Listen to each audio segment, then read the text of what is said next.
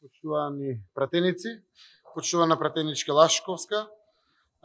Важно прашање кое што веројатно и претходната власт се трудила да го реши, ние го наследивме и сакаме да направиме решение трајно.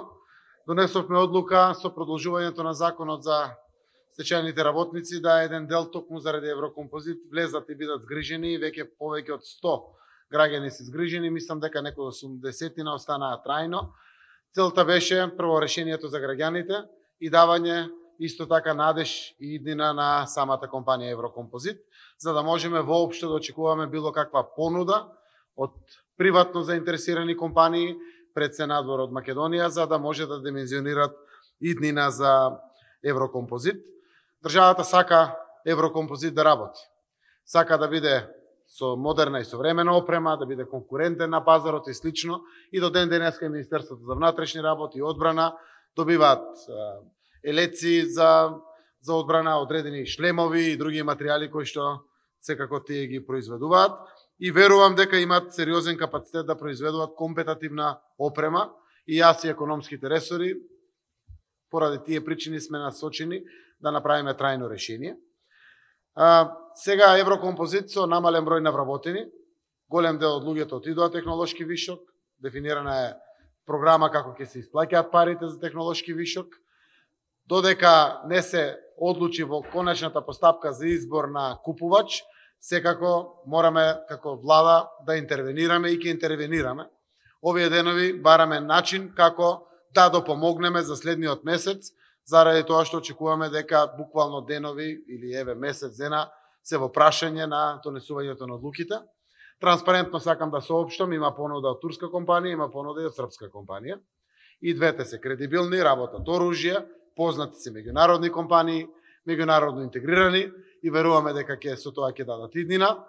Јас сум убеден дека ќе има успешна трансформација на Еврокомпозит Прилеп, за да можат и тие работници таму кои што работат да имат своја иднина до свое пензионирање, но секако и самиот комбинат, односно 11 октомври Еврокомпозит да работи успешно и да произведува квалитетни производи кои што секако се бараат на пазарот. Регионот, еден од успесите на економски план ги има од така наречената наменска индустрија или индустрија за производство на оружје или за потребите на армиите и полициите. И Србија и Босна и Херцеговина се одличен пример, за 200 до 250% имат зголемено свое производство, кое што за жал има побарувачка ни светот, заради постојни војни или слично.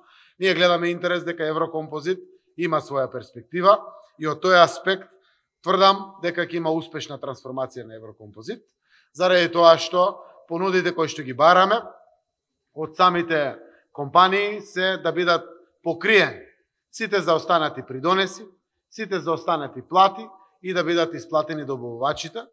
Од прилика самите понуди се блиско до реалноста што ги дават. Тие засега се неофицијални понуди, заради тоа што мислиме дека треба да преговараме до самиот крај, за да можеме да добиеме колку што можно поквалитетна понуда. Наш примарен таргет во оваа постапка ни се вработените и нивните побарувања, заради тоа што владата постои заради граѓаните, во овој случај и заради вработените на Еврокомпозит.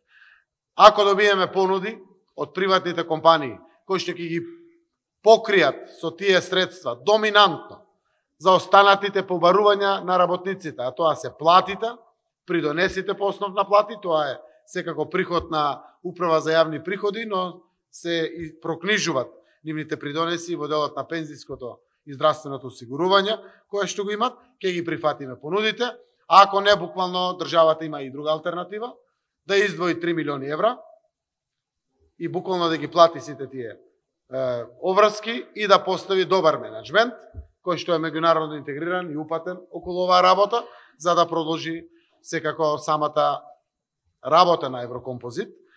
Јас сум убеден дека ваквите предпријатија треба да имат и газда. Дали 100%, дали делумно, заради тоа што дефинитивно општеството во делот на менеджментот, кога е сечие и нечие, на фирми кои што по пат само на компетитивност може да имат своја убава иднина, продуктивна иднина и профитабилна иднина, верувам дека треба да дадеме прво шанса на приватниот фактор, но новина за Еврокомпозит во споредба од порано сега има понуди, конкретни понуди. И понудите дојдоа заради тоа што еден дел од луѓето отидоа технолошки вишок.